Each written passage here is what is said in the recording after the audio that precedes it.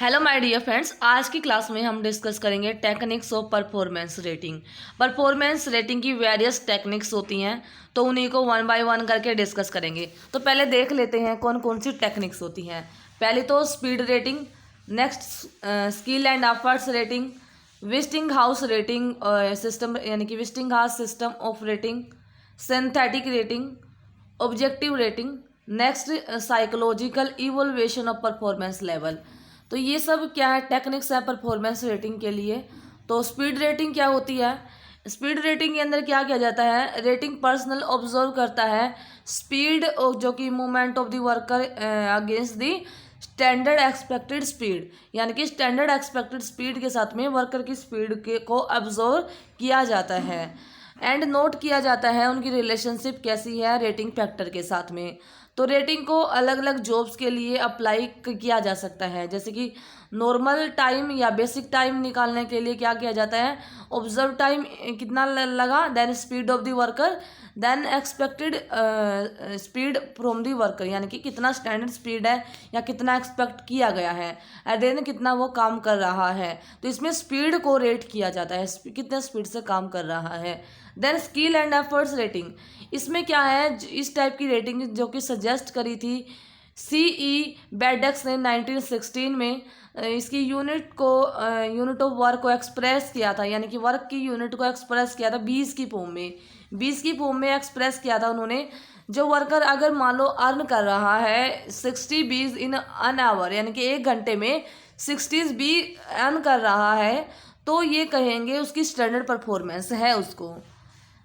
अगर कोई efficient worker है तो वो उसको क्या करना पड़ेगा, 60 बी से ज़्यादा करना पड़ेगा अर्न उसको 1 आवर में, और पुअर वर्कर को उससे ज़्यादा, पुअर वर्कर उससे कम करता है। तो स्टैंडर्ड मान लो 60 बीज ले रहा है तो एफिशिएंट लेगा 60 से ज़्यादा, और जो पुअर वर्कर है यानी कि परफॉर्मेंस जिसका लो है वो 60 बी से कम लेगा। तो इस तरीके से इनको बीज को काउंट किया जाता है। बी पॉइंट है of a job is the sum of all the B point of the different element of the job. Then B point किसी भी एलिमेंट्स के लिए क्या होता है, ऑब्जर्व टाइम कितना लगा है, कितने मिनट्स लगा है, या बी पॉइंट्स कितना अर्न किया है, देन कुछ रिलैक्सेशन फैक्टर होता है डिवाइडेड बाय 60। तो इस तरीके से जो रिलैक्सेशन फैक्टर जो है डिपेंड करता है कि किस टाइप का काम है। अलग अलग टाइप के लिए अलग अलग रिलैक्सेशन फैक्टर होता है, जैसे कि लाइट वर्क के लिए 1.1 से लेकर 1.2 कम होता है, मीडियम वर्क के लिए थोड़ा और ज़्यादा दिया जाता है 1.2 से 1.35, देन हैवी वर्क के लिए 1.35 टू 1.5 तक दिया जाता है, और ज़्यादा हैवी वर्क है तो 1.5 से लेकर 3 तक दिया जाता है अकॉर्डिंग टू द वर्क कितना है वो हैवी है। तो इस तरीके से रिलैक्सेशन फैक्टर ऐड किया जाता है, देन बी पॉइंट एलिमेंट्स के लिए निकाले जाते हैं। नेक्स्ट है wasting house system of rating. तो इस सिस्टम में क्या किया जाता है, ये डेवलप किया था the wasting house electric corporation, यानी कि वेस्टिंग हाउस इलेक्ट्रिक कॉरपोरेशन ने सिस्टम ऑफ रेटिंग को डेवलप किया था। तो ये बेस्ड होता है 4 फैक्टर्स पे, 4 फैक्टर पे डिपेंड करता है। पहला तो skill, then efforts, then condition जैसे कि टेम्परेचर, स्मोक, नॉइज या फ्यूम्स, किस टाइप के एनवायरमेंटल कंडीशंस हैं, या कंसिस्टेंसी, यानी कि 4 चीज़ों के ऊपर डिपेंड करता है ये फैक्टर। यानी कि इन सभी फैक्टर को डिवाइड किया जाता है सब फैक्टर्स में, यानी कि हर एक सब फैक्टर की न्यूमेरिकल वैल्यू होती है। तो न्यूमेरिकल वैल्यू जो कि एक टेबल के द्वारा दिखाई जाती है, यानी कि टेबल के द्वारा हम देखते हैं न्यूमेरिकल वैल्यू जो भी सब फैक्टर्स की होती है। जैसे कि फॉर एग्जांपल स्किल के लिए, यानी कि सुपर स्किल है, अच्छी स्किल है तो उसके लिए वैल्यू रहेगी 0.15 यानी कि +1.15। तो इस तरीके से सुपर स्किल के भी ग्रेड होते हैं, देन एक्सीलेंट के भी ग्रेड होते हैं, गुड के भी ग्रेड होते हैं, देन एवरेज, फेयर। तो सभी के लिए क्या है, एक वैल्यू डिफाइन होती है, न्यूमेरिकल वैल्यू डिफाइन होती है। तो इस तरीके से ज़्यादा से लेकर कम तक, इस तरीके से वैल्यू माइनस तक भी चली जाएगी, ठीक है। तो इस तरीके से वैल्यू वेरी करती है। ऐसे ही एफर्ट्स के लिए, एफर्ट जो लगाएगा, एक्सेसिव लगा रहा है, एक्सेसिव में भी ग्रेड्स है, एक्सीलेंट लगा रहा है, या फिर गुड, एवरेज, तो इनके सबके एक न्यूमेरिकल वैल्यू है, ठीक है। तो न्यूमेरिकल वैल्यू है तो इसकी अलग अलग की एक डिफाइंड न्यूमेरिकल वैल्यू है। कंडीशन के लिए भी अगर आइडियल कंडीशन है तो उसकी वैल्यू है, एक्सीलेंट है तो उसकी कुछ वैल्यू है, देन गुड के लिए कुछ वैल्यू है। तो इस तरीके से अगर पुअर है तो उसके लिए, या फेयर है तो उसकी नेगेटिव में वैल्यू आ जाएगी।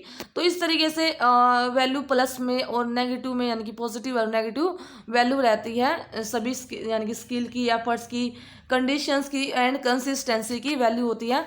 देन इसको हम समझेंगे कि एक न्यूमेरिकल डाटा के थ्रू, यानी कि क्वेश्चन के थ्रू समझेंगे। क्या है, the time taken by an operator to finish the operation is 2 minute, यानी कि किसी भी ऑपरेशन को पूरा करने के लिए कि एक वर्कर को टाइम 2 मिनट लग रहे हैं।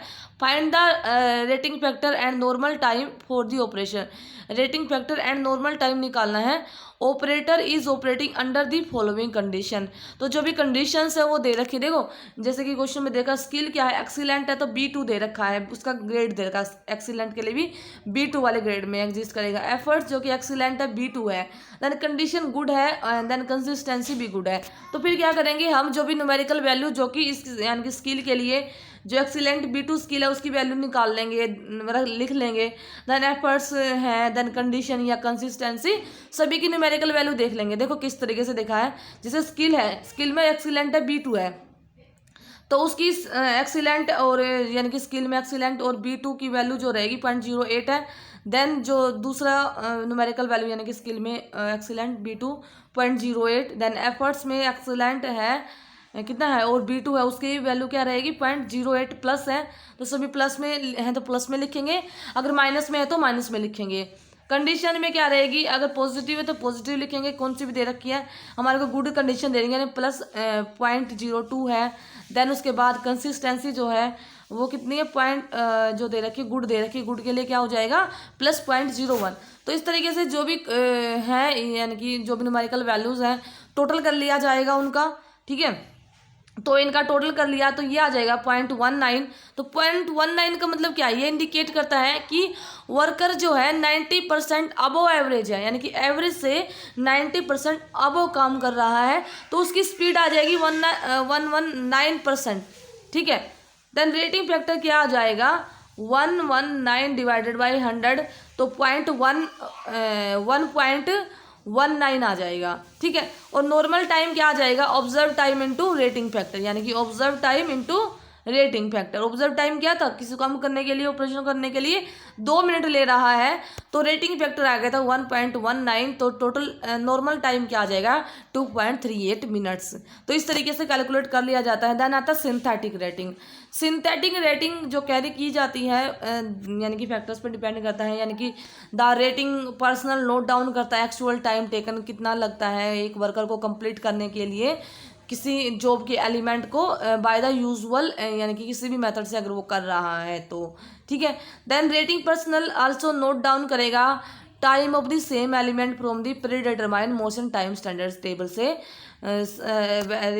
रेटिंग फैक्टर को टाइम वैल्यू यानी कि PMTS यानी कि pre determined motion time standard से टाइम लेगा, देन उसके बाद ऑब्जर्व टाइम देखेगा, देन उसके बाद रेटिंग फैक्टर R को कैलकुलेट कर लिया जाएगा।